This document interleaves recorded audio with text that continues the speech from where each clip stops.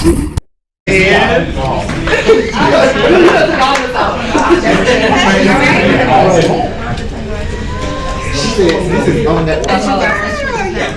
afternoon, everybody.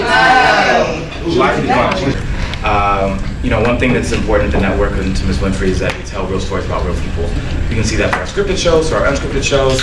We have a new one that hopefully you guys have seen the first few episodes or got a little glimpse, and we showed some stuff this morning. So now, without further ado, it's going to be easy. When you raise your hand, you can just say your name and outlet every time, just so she can familiarize herself. But here is Spirit. All right, first question. What was the hardest situation to rectify in the house so far? That's tough, because I would say that it was trying to get Althea and Benzino on the same page about what they wanted their relationship to be. And I think if you noticed even in the first episode, there seemed to be some conflict about what they wanted, right? What they said they wanted was, we just want to know how to co-parent. We just want to know how to co-parent. But if you listen to everything that they talked about, how much of that was the actual co-parenting relationship? You didn't hear anything about that, right? It was hurt people, and hurt people hurt people. Yep. So they were spending their entire time together, hurting one another, but it was really, I'm hurting you because you're hurting me. So I think the hardest part, oftentimes in any situation, is getting people to be clear about what the issue is and staying focused on that one issue instead of being all over the place. Yeah. Did you have questions? No, go ahead. You sure? Because we're going to get you. We'll get you in a minute. Okay, so we'll follow up to it. Don't forget it, okay?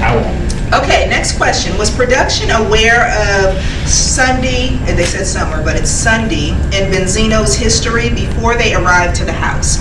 Yes, they were, but nobody is clear on what their situation was. Sunday Carter. Sunday Carter. She is The one in the middle, on the bottom. She was on Basketball Wives.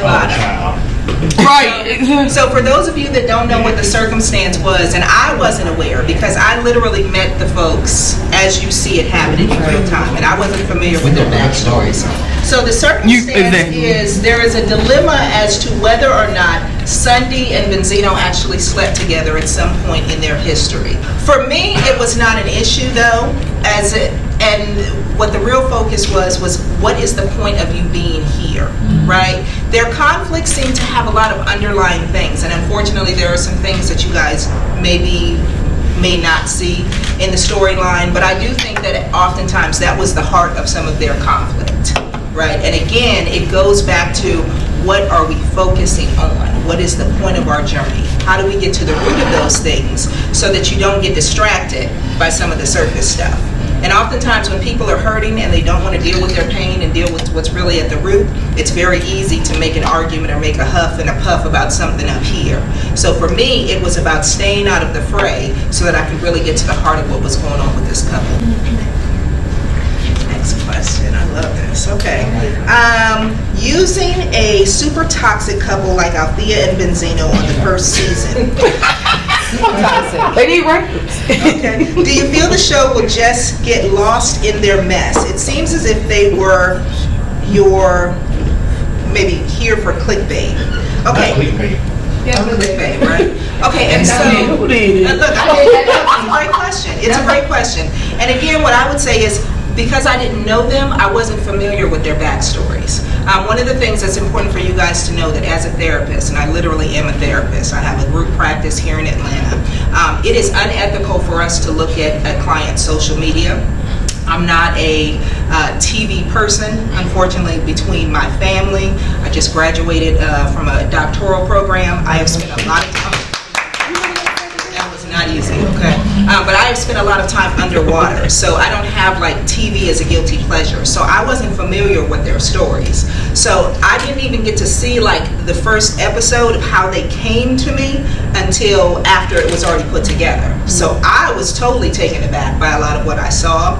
And since then, in reading the comments and understanding, oh, they've done this show, they've done that show, I didn't care about any of those things either. What I really cared about was two people who, just like so many other people, are struggling When they love each other, they make families together, and then they don't know how to be together. So I didn't look at their conflict as clickbait. I didn't look at all of this fiery stuff that comes with them as extra. That was not important to me. What I saw was two people genuinely hurting. Yes. Okay, that's one.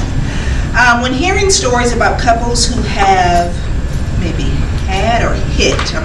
hit a crossroad, how do you differentiate the ones who need to let it go versus the ones who need to try again?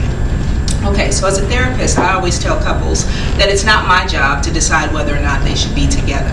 My job is simply to hold the mirror to their relationship, to help them see the dynamics of who they are as individuals and how and why they line up the way they do as a couple, so they can make informed decisions about what they want to do.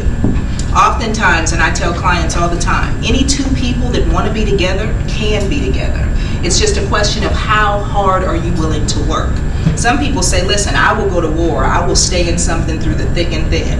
And other people say, I don't want a relationship where I have to work that hard. I want it to be light, I want us to just kind of get each other, I want us to have fun. So it depends on what the couple is looking for.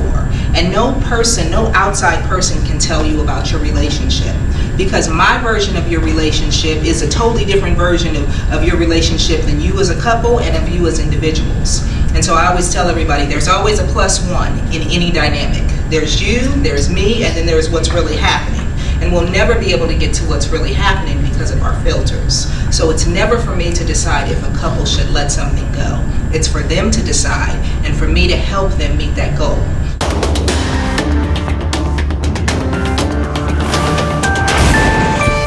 Kingsman Media Group.